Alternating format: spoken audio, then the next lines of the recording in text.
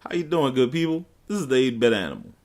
Okay, so in 1991, Sega published a title that was, I guess you could say it was groundbreaking, but it kind of garnered cult classic status.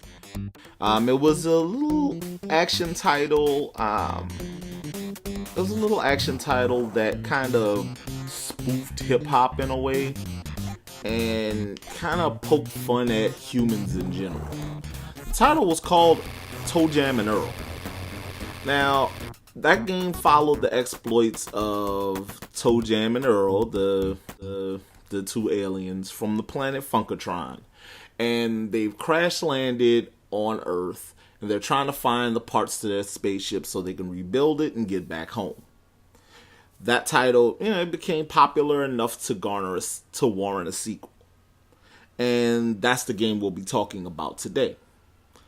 The sequel, while it isn't as innovative as the original ToeJam and Earl, it does have its own charm, and actually graphically, it holds up a lot better than the first title did.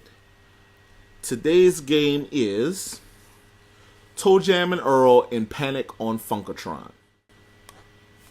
Now, where ToeJam and Earl crash landed on Earth in the first title in the series, humans have latched on to ToeJam and Earl's spaceship as it was headed back to their home planet, and they've invaded Funkotron.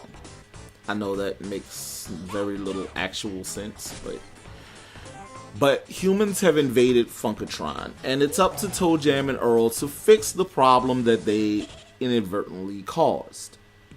And they'll do that by capturing humans in magic jars and launching them back to Earth. Now, what's cool about this game is that during the course of the game, you run around. You have to check bushes, shake trees, break open boxes that you may find along the way, things like that, in order to unearth the humans. And then you have to trap them in jars. In more modern terms, you could kind of liken this to some of the core gameplay in Luigi's Mansion, actually, where you have to kind of uncover the ghosts before you can capture them.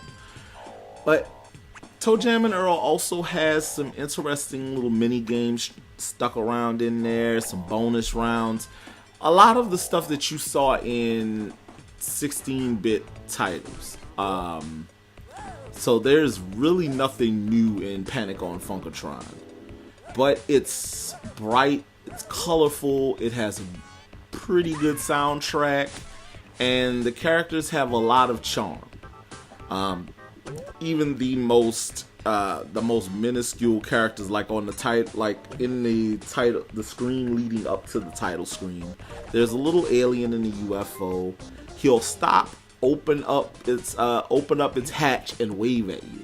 Those are the little graphical touches that are in this game that make it one of the more charming titles on the Sega Genesis. While it may not be one of the best titles, it is definitely one of the more charming titles.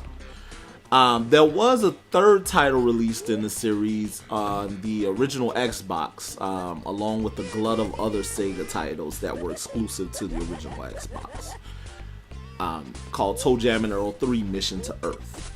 So, you may want to check that out. I don't know too much about that title, admittedly. But for the gamer that's looking for something a little bit different on the Sega Genesis, something that kind of plays up that Genesis does with Nintendo attitude of that time frame, ToeJam and Earl and Panic on Funkotron are two games that you should definitely check out. If you don't have a Genesis but you have an Xbox 360 or a PlayStation 3, both games are released in a 2-game pack on PSN and XBLA. So you can check both of them out. It shouldn't cost you more than $10. This has been the 8-Bit Animal, and I will catch you beautiful people tomorrow.